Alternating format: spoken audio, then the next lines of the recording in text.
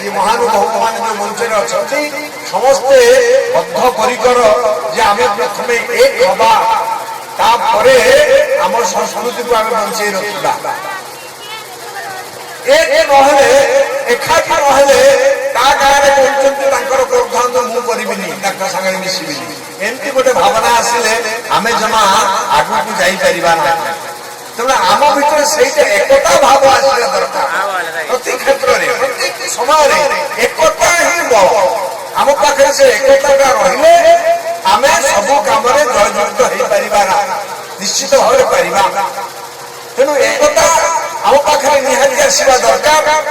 ଯୋଉ କଥା ଆମର ମାଲବିଶେଇ ଭାଇ କହିଲେ ଯେ କଳାକ୍ଷେତ୍ର କେମିତି ତିଆରି ହେଲା ଏବଂ କଳାକ୍ଷେତ୍ର ତିଆରି କରିବାରେ କୋଉମାନଙ୍କର ଅବଦାନ ଅଛି, ସେଥିରେ ବିଶେଷ କରି ମୁଁ ଯାହା ଅନୁଭବ କଲି କେବଳ ଆପଣମାନଙ୍କ ଅବଦାନରୁ ହିଁ କଳାକ୍ଷେତ୍ର ସୃଷ୍ଟି।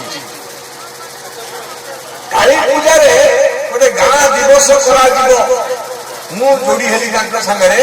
ଗାଁ ଦିବସ ଗୋଟେ ସୃଷ୍ଟି କରିବା ଦରକାର, ଯେମିତି ପଖାଳ ଦିବସ, ବାପା ମାଙ୍କ ଦିବସ ଏମିତି ସବୁ ପାଳନ ହଉଛି। ତ ସେମିତି ଗାଁ ଦିବସଟି ଆମେ ପାଳନ କରିବା, ଯୋଉଟା କି ପୃଥିବୀରେ ଆଉ କୋଉଠି ନାହିଁ, ଭାରତରେ କୋଉଠି ନାହିଁ। ପ୍ରଥମେ ଓଡିଶାରେ ଆମେ ଆରମ୍ଭ କରିବା। ଆପଣ ଗୁଗୁଲ ମାରିକି ଦେଖନ୍ତୁ ବା ମୋବାଇଲରେ ଯେତେ ରକମ ସିଷ୍ଟମ ଅଛି ତାକୁ ଖୋଲିକି ଦେଖନ୍ତୁ, କୋଉଠି ଗାଁ ଦିବସ ନାହିଁ।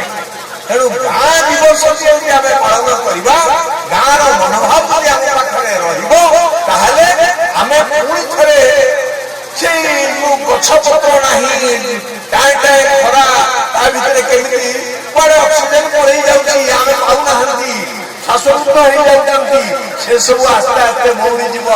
ଆମ ପାଖକୁ ପୁଣି ଗଛ କବଳିବ, ଆମ ପାଖରେ ପୁଣି ବନ୍ଧୁତା ଆସିବ, ପୁଣି ସମ୍ପର୍କ ତିଆରି ହେଇଯିବ। ଯଦି ଗାଁ